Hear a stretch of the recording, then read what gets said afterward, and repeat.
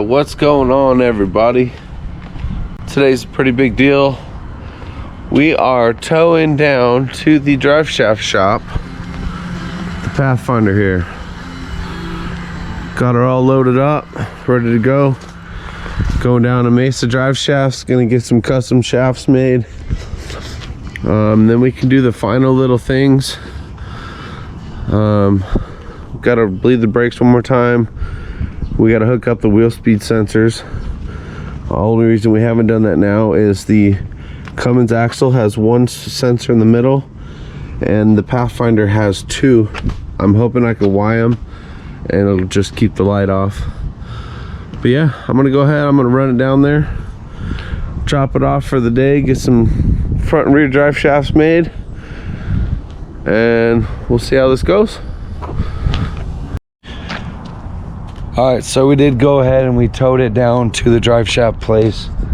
They wanted us to modify the front cross member, which is leading us into this video, as well as we have to make our own slip yoke eliminator kit, and then we just have a couple of the speed sensors, parking cables, stuff like that down here in the back that we have to address. But we are going to get on modifying that front cross member and making the slip yoke eliminator kit. So I'm gonna get on that now. Hey, what's going on, everybody? Welcome back to the channel. Today we're going to be working on modifying the front cross member to have extra clearance for the front drive shaft. With the amount of travel we have, there's absolutely no way that the drive shaft will clear it. It ends up being above it and goes all the way through it. So I have it up on our hoist here. This is full droop. I'll just give you guys a little look while I'm standing here.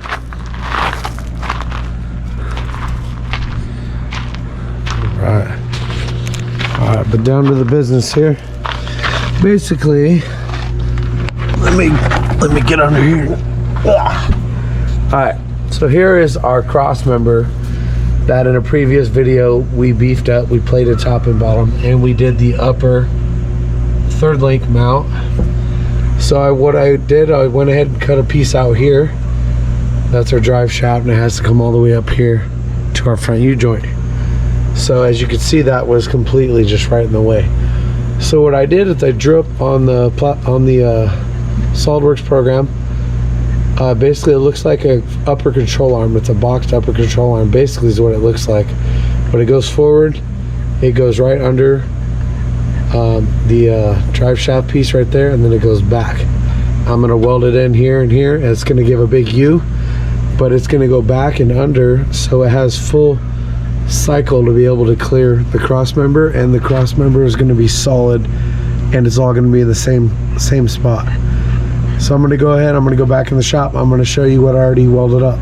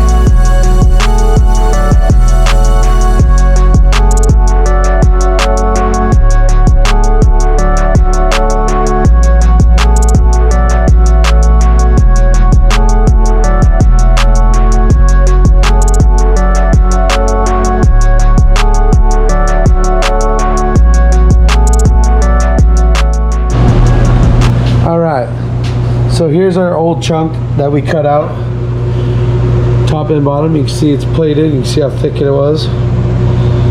So this basically shows you where it used to be, and this is what it's gonna do now. So it is a little longer on this side because you can see how it tapers down. But I should be able to slide this in there and there, weld it in place, and it's gonna put a loop. So it's gonna go over to the frame rail here, and it's gonna go over, transmissions here, the exhaust is here, and the other frame rail is like over here. So that gives you a rough idea of what it's gonna look like. I did draw this up, I cut it out, all the pieces. I have it fully welded up, I have the ends capped. This is a very solid, fully boxed piece right here. So I'm gonna basically burn it in, and I might even do a couple overlay plates just to make sure these three pieces basically stay together. So I'm gonna go ahead, I'm gonna do just a little bit of trimming on there, make sure this slides in there right now. I think this cut walked a little bit, so I'm gonna have to kind of grind it straight over there on the car. So I'm gonna go ahead, I'm gonna do a couple little cleanup cuts, and I'm gonna get this tacked in place. I'm gonna remove the cross member off the truck. Once it's in place, fully remove it. I'm gonna fully weld it up here on the table so I can get much cleaner welds, and then we can paint it after, before it goes back in the truck.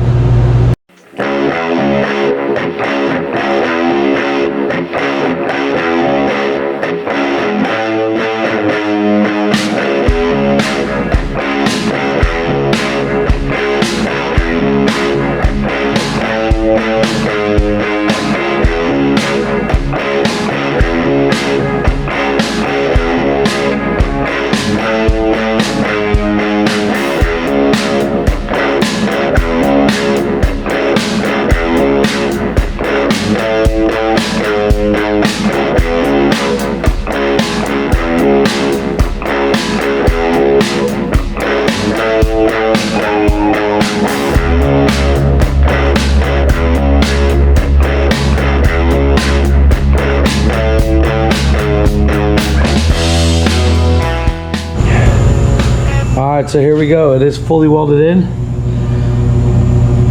Welded all the way around each side. We'll flip it over, let's check it out.